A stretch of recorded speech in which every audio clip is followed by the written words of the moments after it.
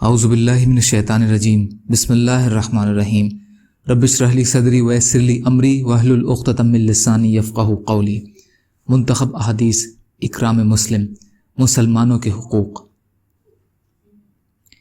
حضرت ابو رافع رضی اللہ تعالی عنہ روایت کرتے ہیں کہ رسول اللہ صلی اللہ علیہ وسلم نے ارشاد فرمایا، جو شخص کسی میت کو غسل دیتا ہے پھر اس کے ستر کو اور کوئی عیب پائے تو اس کو چھپاتا ہے تو 40 مرتبہ اس کی مغفرت کی جاتی ہے، اور جو شخص میت کو کفن دیتا ہے اللہ تعالیٰ اس کو جنت کے باریک اور موٹے ریشم کا لباس پہنائیں گے۔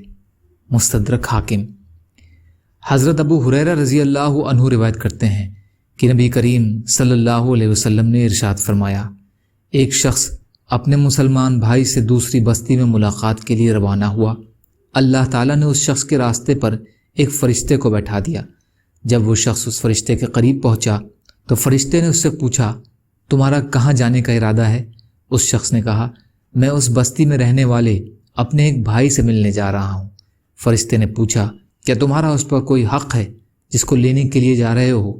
اس شخص نے کہا، نہیں، میرے جانے کی وجہ صرف یہ ہے کہ مجھے اس سے اللہ تعالیٰ کے لیے محبت ہے۔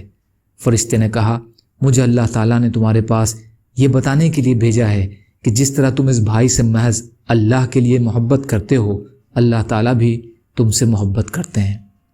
مسلم۔ یا اللہ ہم سب کو کہنے سننے سے زیادہ عمل کی توفیق عطا فرما۔ یا اللہ جو مظلوم ہیں ان کی مدد فرما، جو پریشان حال ہیں ان کی پریشانیوں کو دور کر دیجئے، جو قرض میں ہیں یا اللہ ان کے قرضوں کو ادا کرا دیجئے۔ یا اللہ ہم سب کی مغفرت فرما دیجئے۔ یا اللہ سچی توبہ کی توفیق عطا فرمائیے۔ یا اللہ گناہوں کو معاف کر دیجئے۔ یا اللہ پریشانیوں کو دور کر دیجئے۔ یا اللہ حادثات کی موت سے بچائیے۔ یا اللہ آپ کی خوشنودی والی شہادت کی موت کا درجہ عطا فرمائیے۔ یا اللہ آپ قادر مطلق ہیں، ہر شے پر قادر ہیں۔ یا اللہ ہمارے لیے بھی آسانیاں پیدا فرمائیے۔ یا اللہ جو مانگا وہ بھی عطا کر دیجئے، جو بھول گئے ہوں اپنے فضل کرم سے عطا فرمائیے۔ برحمتک یا ارحم الراحمین۔ لا الہ الا اللہ محمد رسول اللہ۔